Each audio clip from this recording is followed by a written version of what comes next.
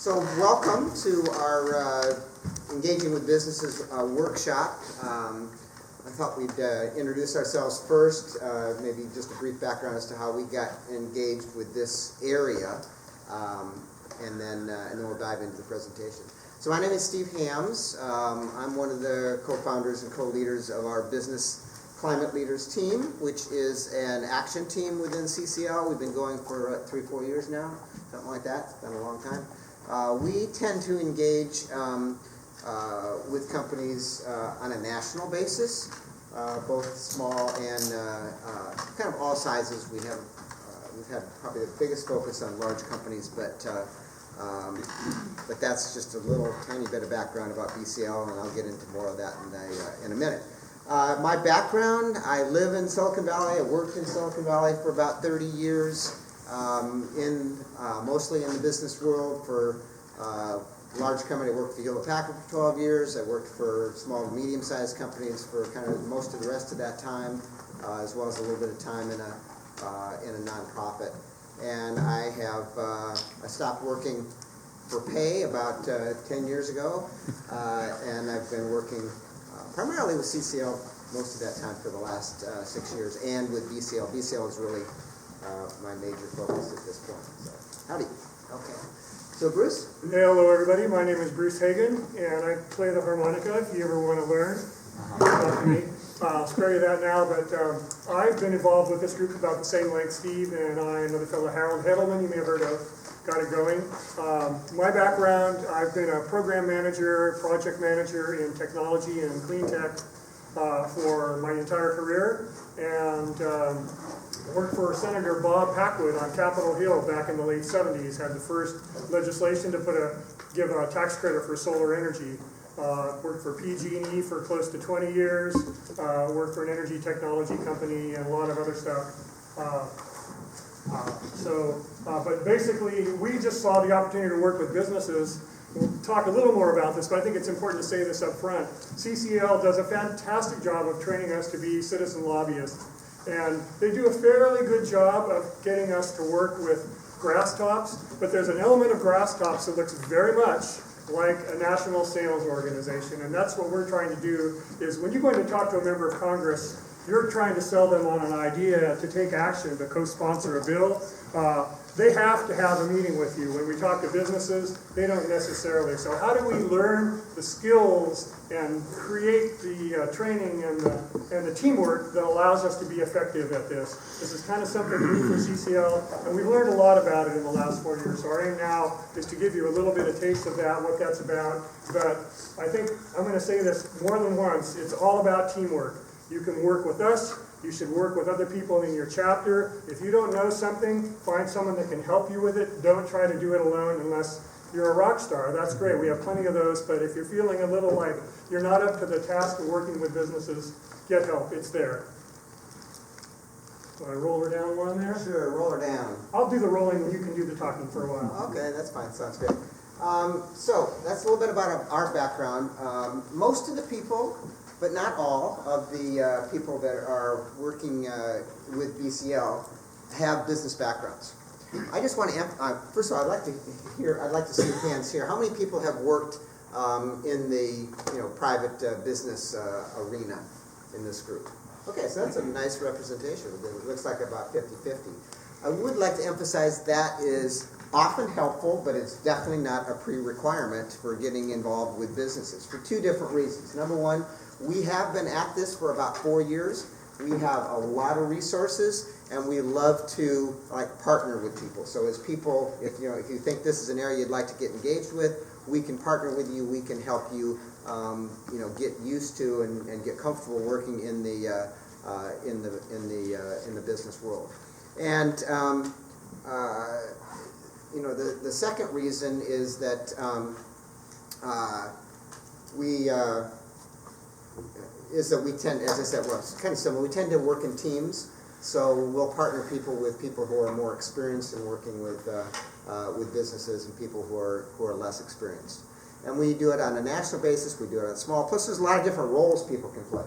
So we have people that can play research roles if you're not interested in engaging on the, during the, with the actual meetings of, with businesses. So in any event, and the other reason that I'd like to point out is meeting with businesses is much like meeting with members of Congress. And you'll see that from the exercise that we go through today. It's really the kind of the same planning. It's the same getting to know who you're going to be meeting with, their background, what their interests are. And it's kind of, it's like an investigative process too. What are these companies all about? And what drives them? And just like you do with members of Congress that you meet, you want to learn about their background so that you can speak to them about things that are most important to them. It's the same idea. And then when we plan the meetings, you'll see that it's very, we'll do that. We're going to do a little group exercise later, very similar to what you've done. So you have these skills already. So I really want to emphasize that as well. Okay, so we talked a little bit about what Business Climate Leaders is. This is just the overview of the agenda. Then That's right. Okay, so. Exactly. This is just the overview. So we're going to talk a little bit about the business support, how we engage with businesses, how you can get involved, and then we'll have some time for Q&A before we jump into the to the group exercise. So this is somebody one of the people from the young people, maybe the people talking yesterday, says we don't like to just be talked at. We prefer to be engaged and have things be active. So we're spending more time on the active part today. So I'm going to kind of cruise through this first part, and Bruce and I will kind of cruise through this first part where we're giving you background, and then we'll get into getting you involved. And we're very results oriented, so we would like you to leave this saying, I can do this and I want to do it and I'm going to go back to my chapter and do it. Yeah, exactly right. So we'd love to have you join the action team. Those are our email addresses. We'd love to hear from people anytime, and absolutely want to help you to engage with the businesses. The more the merrier. So, as I mentioned, BCL is one of many CCL action teams. We're part of the Grasstops outreach lever, along with other Grasstops outreach includes government and education and other community leaders. As I just talked about, we support CCL volunteers to engage businesses of all size. And that kind of breaks down the smaller, working with smaller to medium-sized businesses tends to be more local. The national, the large companies, which tend to be more national and global or international, tends to be more national in basis. And I'll talk about how we do that. And we really focus on building long-term relationships. We'll have a couple of examples here that indicate this is not just like members of Congress relationships. These are relationships you build over time. Believe me, you do not walk into a company. Sometimes with small companies and you have an individual owner and you talk with them and they say, yeah, I'll sign that or whatever. But when you're talking about with large companies, big bureaucracies, you do not walk in and get an endorsement, or even people who are saying, yeah, I'm willing to work with you right off the bat. It takes working, multiple meetings, working with different people within the company. So it takes perseverance, which is what CCL is all about, right? This is Jim Hansen, a quote that we like to use, that he kind of talks about the captains of business having big influence. They have outsized influence with members of Congress, and that's really why we decided to get involved with businesses in the first place. Okay. And for a lot of reasons. Go ahead, sorry. There's a lot of reasons why they listen to businesses. One of them, and this will often determine which businesses we have try to influence which members of Congress, is if they have employees, particularly a lot of employees in their district, that's that wields a lot of influence. So they provide jobs. They have credibility on economic issues, and after all, our bill and this whole that we're talking with them about has significant economic implications. And businesses, if you have businesses that embrace this and say, hey, you know what? This is good for us. Or at the worst, it's like, it's not a negative force from an economic point of view. And we think this would be really great from an environmental point of view. Business people tend to be problem solvers, and many of them, especially the large companies, already have relationships with members of Congress. The larger companies almost all have government relations offices. Many of them have people that are in D.C. already that have worked hard to develop their relationships with members of Congress on other issues that are important to them. And guess what? You know, there's money as well. Businesses tend to be campaign contributors, giving them another reason why they can be influential. So, when we started this, one of the main reasons we started was because we kept hearing from members of Congress that they weren't hearing enough from the business world. Why is that? And I would say one of the big reasons is, the other reason we hear a lot about people in general, because they haven't been asked to really get involved. They haven't been educated about what they could do on this particular front from a legislative point of view. That's indicative of the kind of the same thing that the Yale Climate Communications. Yeah, I don't mean to interrupt, but finish that, and that was just something. Yeah, I just wanted to. So this was more had to do with citizens in general. Why they, even those people who are particularly alarmed or concerned, they haven't been asked. They didn't know where to go, and that's the same thing with businesses.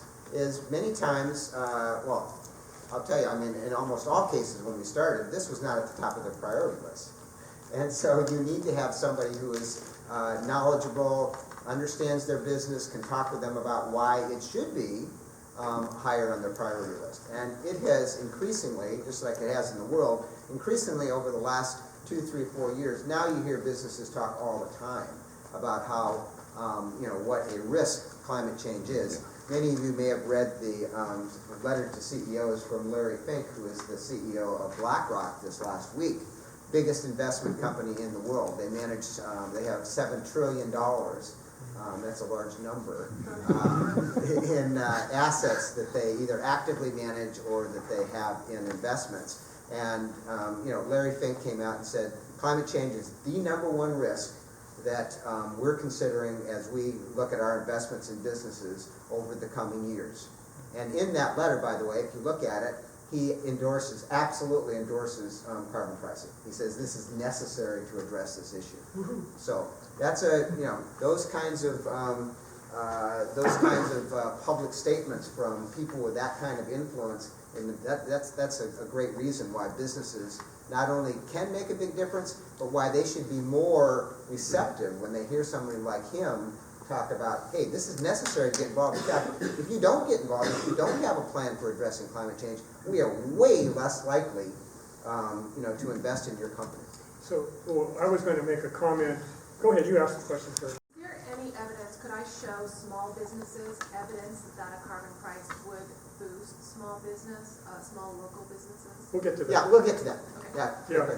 One point I wanted to add here, it was true when we started out, it still is. Maybe you heard about Marshall Saunders, and changing the light bulbs wasn't enough, a way to address the magnitude. We needed a policy change. Most of the companies that we talk to start off saying, well, we've got it, we're trying to recycle and reduce our carbon footprint. We say, that's all great, keep it up. But if we don't make a policy change from the top, we're going to fail.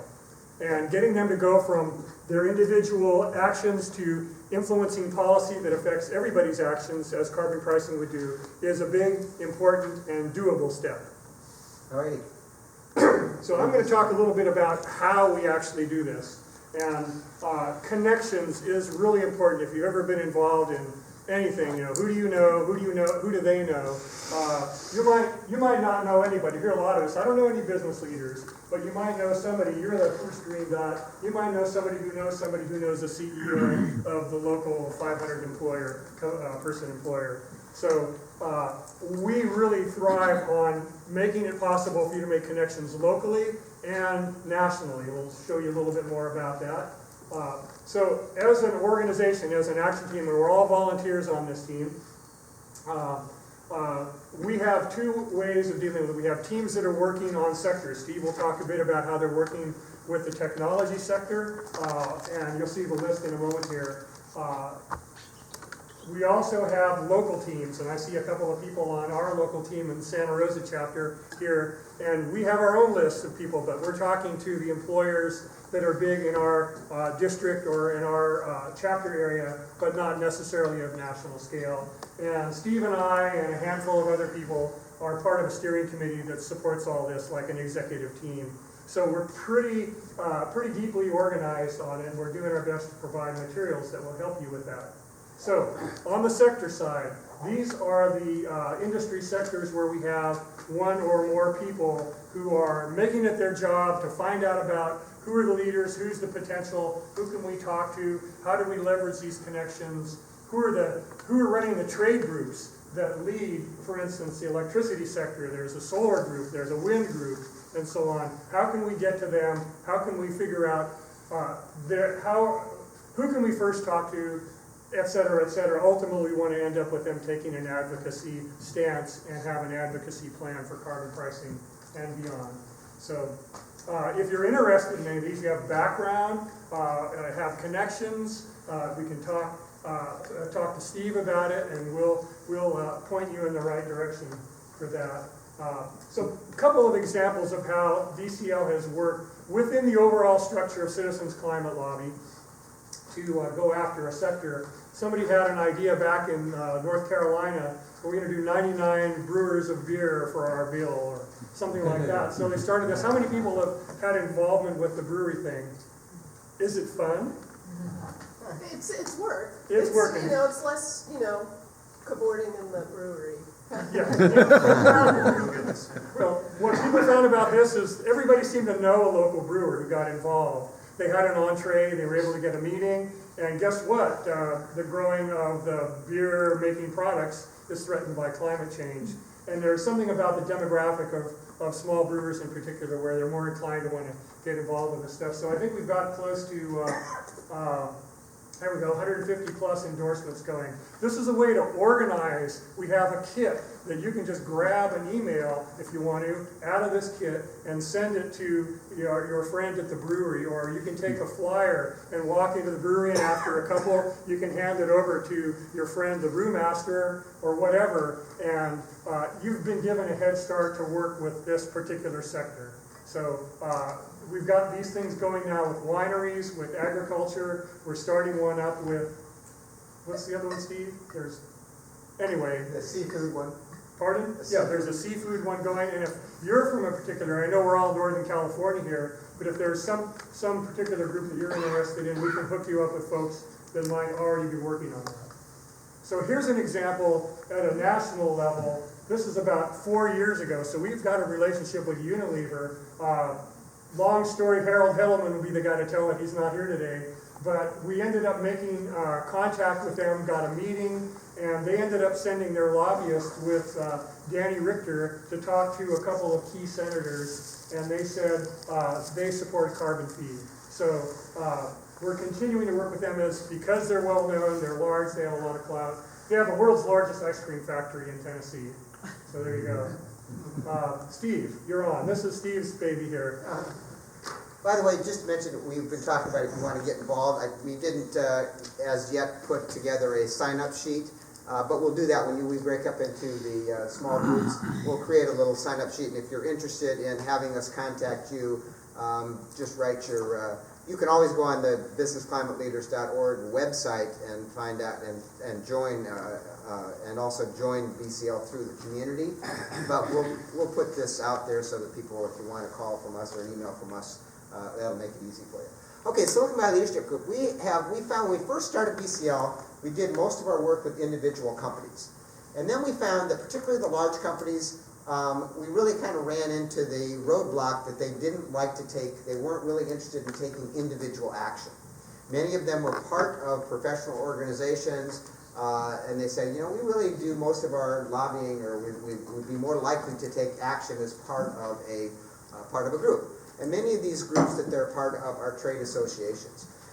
So Carl and I, actually Carl Danz is right here. He's been involved in this in this project as well. We knew one of the top people at Silicon Valley Leadership Group. His name is Mike Mielke. He's the Senior Vice President of Energy and Environment there. He's been there a long time. We knew that he was a big supporter of carbon pricing, even personally, even though the Silicon Valley Leadership Group had not come out in favor of that as of that time. So we talked with him about what it would take to engage the companies that belong to Silicon Valley Leadership Group. And SVLG has over 350 members. and all of the big tech companies that you could think of, you know, the Apple, Googles, Microsofts, Facebooks, Teslas, and so forth. They're all members, all of the Silicon Valley-based ones, and many that are outside of Silicon Valley as well. So it was a great place to focus, particularly since we already knew we had support at the top of SVLG. We've been working with them for about a little bit over 2 years now. Again, this goes back to the idea of persistence. And we started with giving presentations to both the Energy Committee and the Environment Committee. And out of those meetings, we had about 15 companies.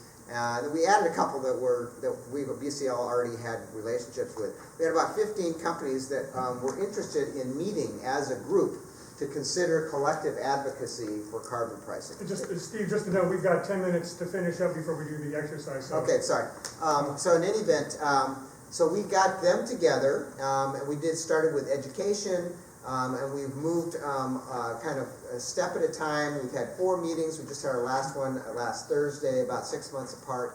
And now we're getting very close to the much higher possibility of them collectively advocating for a position on carbon pricing. They've chosen to go the route of carbon pricing principles, and we put together a whole position paper. We're hoping to have a good agreement on that within the next couple of months. And one thing that I did want, but out of that, before that, at the beginning of this year, Silicon Valley Leadership Group, and you heard Tasha talk about this yesterday, at the beginning of last year, they came out as an umbrella organization for a supporting principle for HR 763.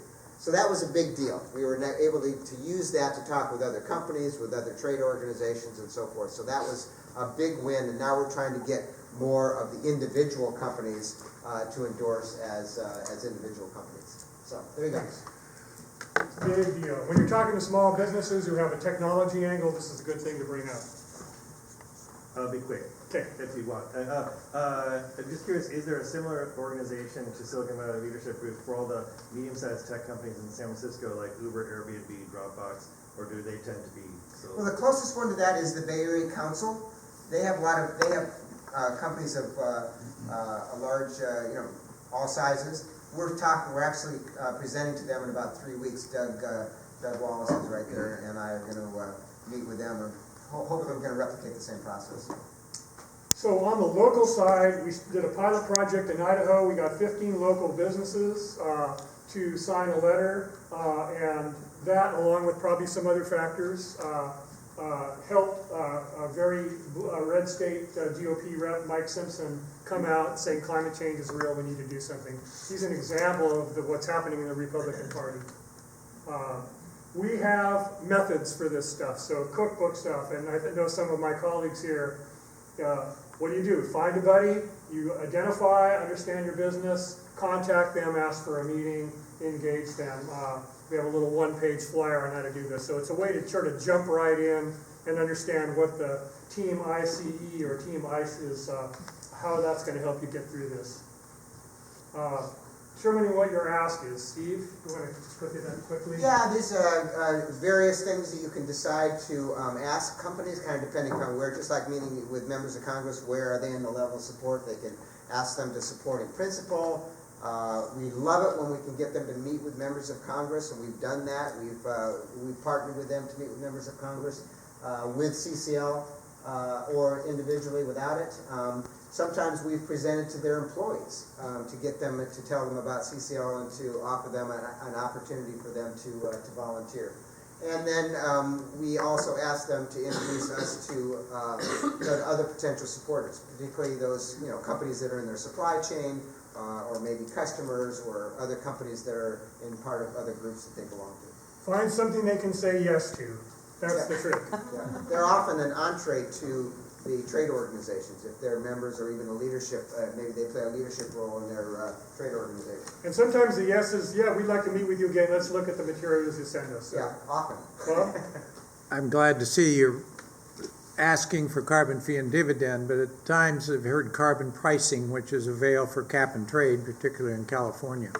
What is the nature of the ask? Is it lasered in now on carbon fee as opposed to carbon Yeah, pricing? we always educate them on, on the difference, if you will, but I would say that as we've talked with them, we've pretty much used that as synonymous. And I will say that almost all of the large businesses, particularly in SPLG, they're way more interested in carbon fee and dividend than they are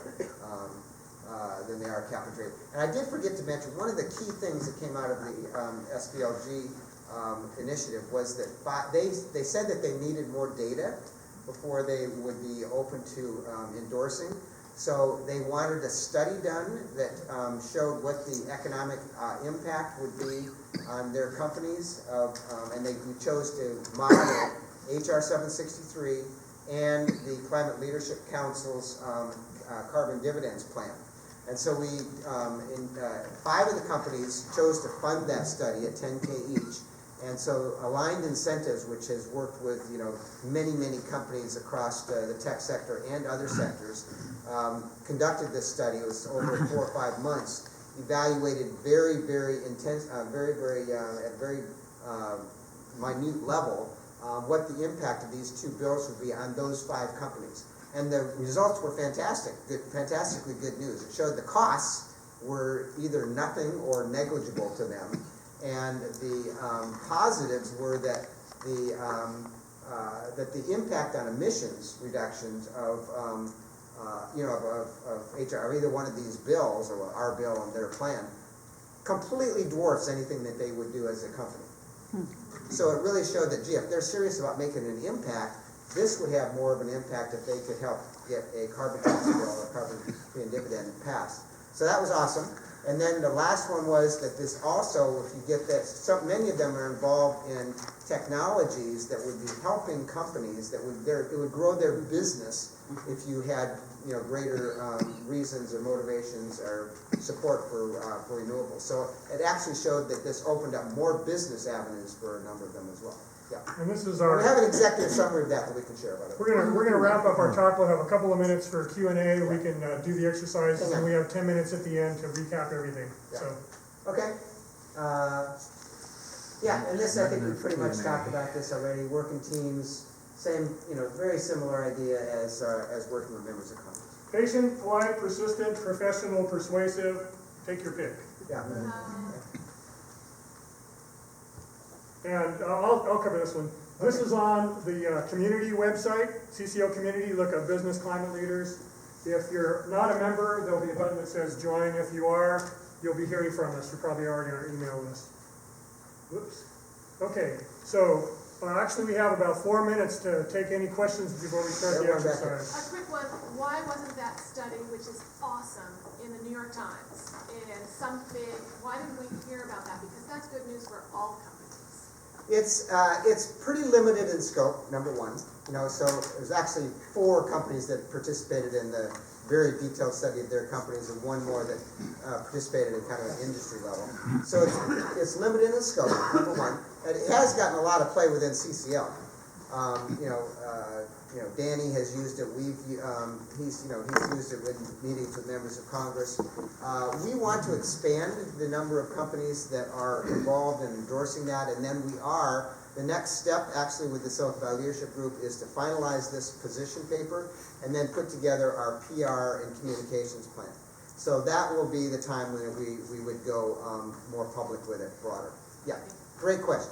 Yeah, And to answer your earlier question, that is the kind of thing that we're trying to generate for small businesses. You've got the REMI report that talks about all of the consumer spending that's going to happen by virtue of the stimulus effect of the dividend.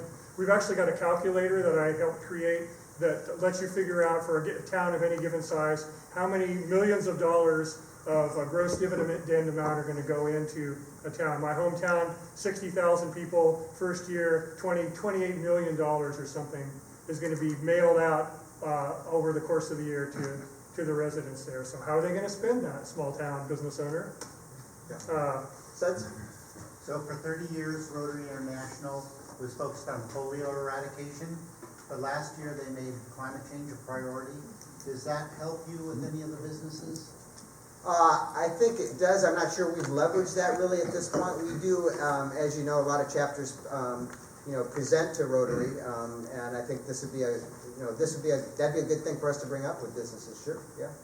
So, and or continue to maybe go back to present to Rotaries that we presented to in the past, now that Yeah. they've, now that they've got that as a priority. I hadn't heard that before, so I really appreciate that. Joe? What do you say to businesses that are concerned about their costs going up?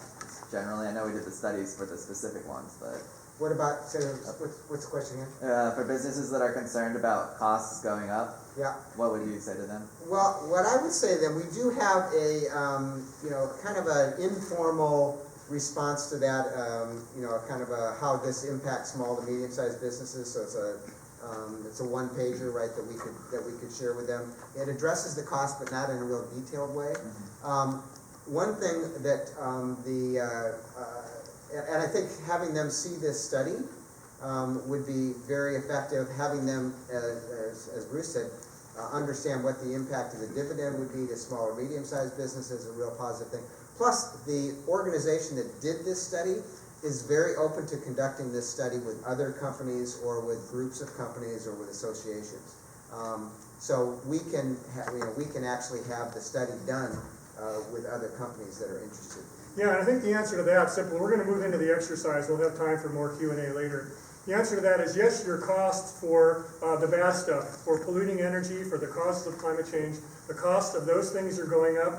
Expect that the costs for the alternatives are gonna come down, economies of scale, innovation and all that. And like in the past, if it costs you too much to leave your refrigerator doors open, you put up the double pane glass strips there and allow you to save money. You changed out your old fluorescent lighting to LEDs. You'll be able to do the same thing in the future, but you'll have more choices available due to the stimulus effect and the innovation that's caused by this bill. Yeah, that's a great If anybody wants to just say, I want to keep driving it to for that, or one of us who is individually involved. yeah. Great, well, okay, we're gonna hustle right along here. Alrighty. We've got 5 minutes. The purpose of this exercise is to simulate what it would be like back in your chapter to get a group of people together, make a priority list, do research on a customer or a company, and then go out and have the meeting with them. And what the groups that I would like you to form as much as possible, I'd like you to meet with people who are in your chapter or people that you might be likely to work with. So you got 5 minutes, and let's see, we have 32 people here earlier. That would be probably 6 teams of 5. So if we can organize into 6 groups, I'm just going to say for right now, let's do, we'll do table 2, 3, 4, 5, and 6. And this is going to be a challenge in 5 minutes, but start looking for people who you work with and cluster and then find your way to a table. And in a few minutes, I'm going to start grabbing people. Alameda? Question. Yeah. The planning meeting did include like a part where you tell your story. In the role playing yesterday, telling your story is like part of the meeting with the congressman. So is that something that we also want to do with businesses? Telling our story or telling a... Telling a personal story Yeah, about... Yeah, that is, I think that's always a great question is, what about a personal story? I did hear a couple people say, gee, I used to, I've grown up in this neighborhood, I used to go to this business for that. Making that personal connection is always a great thing, yeah. And I think the meetings with MOC toolkit, anything that's in that, you can use in this. But because of time, we kind of kept the thing really short, but... Let's try from another group, yeah. So we had aerospace, manufacturer who supplies parts, and originally we were thinking, oh, we just have to sort of like calm them down and get them not to fight this because obviously higher fuel prices are gonna cause planes So to it go might down. have a negative impact on them. Negative impact, but we were saying, it's something you can plan for because it's something that will be nice and straight. But then we realized, well, with the fuel prices going up, all the airlines are going to have to change their airplanes to new airplanes that are much more efficient, and this is a big business opportunity for you. So we just completely realized, Very, very good. this is. Reframing from a negative potentially to an opportunity. And also the other thing that comes up a lot then is competition, because all of your competitors are going to have to do the same thing. So if you're out in front, that can help. Yeah. This group over there. or another group? So we're talking with the sustainability consultants, and so we, of course, had some assumptions about how the leader was going to react to us and what was going to be of interest to her. And we missed the mark. And so the two people who were presenting had to do what you typically do in meetings, which is dance delicately around and search deep in your brain cells and come up with some good responses, because what we thought was applicable to her wasn't. Now, of course, if we had really had time to prepare for a meeting, that would have been much, much less of a problem. But, you know, it never hurts to practice dancing. Yeah, that's a great point, yeah. This group over here. I think we came to two basics afterwards. We did have some questions and we did have our asks, but we realized afterwards that like the MOC meetings yesterday, to really ask what concerns might you or your member companies have that would keep you from supporting. So really, you know, ask that fundamental question, and then to also ask just questions around process, like what's the process, what are the steps to understand the logistics, like who would we need to talk to, how many committees would this need to go through to get to some kind of resolution. So once we get the positive, we'd like to learn more understanding logistics. Yeah, great point. Understanding the landscape within the company, what it's going to take, to move things forward, how you can help with that. Those things are really key. So that's a great thing to share. You have one more thing? Yeah, playing off the cost question earlier with increases, I asked the question of. He was a business leader. Yeah, I was a business leader, so I asked the question, well, is there any benefit to sequestering carbon out of this bill? And so we were curious how you might answer that if you were asked that by the business leader, because I'm not sure if I remember seeing that in the summary of the bill. Yeah, we danced Yeah. around that one. Yeah, the bill does provide for credit, so you're not taxed on a fuel if you sequester the burning of it.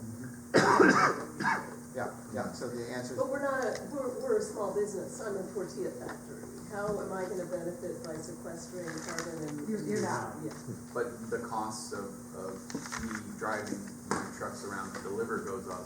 So if I plant some kind of tree in the backyard or gardens and stuff, there's no benefit to it? Only to the emitter, the producer gets the credit, and then does not have to pass down the higher costs. That's how you benefit. Yeah. Right, am I right? Yeah, I appreciate that. Just a quick comment here. You want to establish a relationship where you're a trusted advisor, and there's a lot more to get involved after you have your first meeting. The follow-up, you're answering questions honestly with good information. If you can say, no, the bill actually does this, but here are some other things to think about. We'll talk to you again. Something happens, some news comes out, you can email them in 3 or 4 months. We're trying to set up places. We've actually got a place where we can go look for stuff like that. You can say, hey, do you know the Food Industry Association has now come out, said this, and there's this big consortium that's going to try to work in getting regenerative agriculture and carbon sequestration in soils. Just thought you might want to know. That helps build the relationship, and then they think again about all the other stuff you told them. I think this person's really got their act together. I'm going to go back and look at that HR 763. So that's just how all this stuff works over time. Just like meetings with MOCs, if you don't have an answer to a question, that could be a good thing, because you can say, I'll find that out and I'll get back to you. Okay. Or you can, other ways that you can set up a way to follow up a natural way that they're interested in. Yeah, Doug. So reporting out from our group, we colored way outside the lines. We did no role playing. It was all meeting planning. So can I just run through, just to show the strategy? Yeah, we don't have too much time, but just highlights, yeah. Key pieces. Research the company, do the background. Can you speak up? Speak up a little bit, Doug. Sure. Research the company and find your key contact if you don't know the person already. And then decide who attends, preferably include somebody who has experience giving that presentation. And then begin by openly appreciating and acknowledging their leadership in X, Y, or Z in the sustainability front. Give the presentation. Leave plenty of time for Q&A discussion, including finding out what their concerns might be on a bill, how it might impact them, and learn about that. Ask for advice from them on their advice on how to advance the bill, And if you can't get the agreement straight up to support carbon fee and dividend, then you move to a next meeting. Anything to add? Or maybe another ask, a little bit lower that, yeah. Great, perfect, okay. Any other group? Oh, yeah, sorry, go ahead. If you, in a meeting, got this question from a business person, how would you answer this question? What benefits, to me as a business owner, would I receive from this bill, beyond the fact that the dividend would be saved by the company? Is there any other benefit to me as a business owner?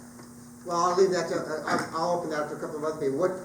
How might you answer? I mean, it depends upon the business. Yeah.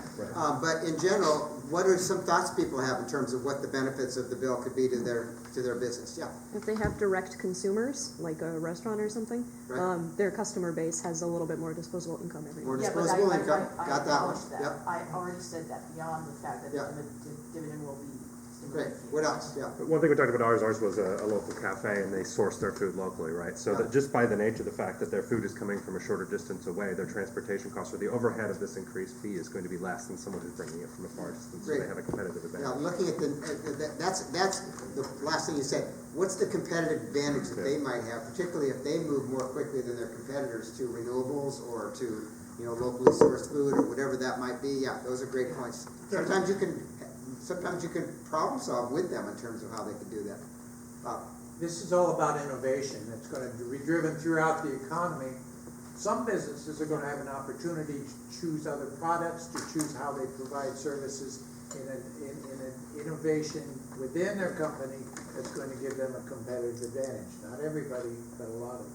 Yeah. And I would not forget the fact that if they're committed to, to seeing a more livable environment, your environment that you work in as a business, you're going to benefit in general from a more stable environment that has less, natural, negative things that are outcomes from climate change. So that's a kind of a big picture. Yeah. Yeah. We were talking to a manufacturer of parts, and we saw that parts for airplanes, and we saw on the websites of their buyers that they said they wanted to prefer sustainable parts and green their supply chain, but they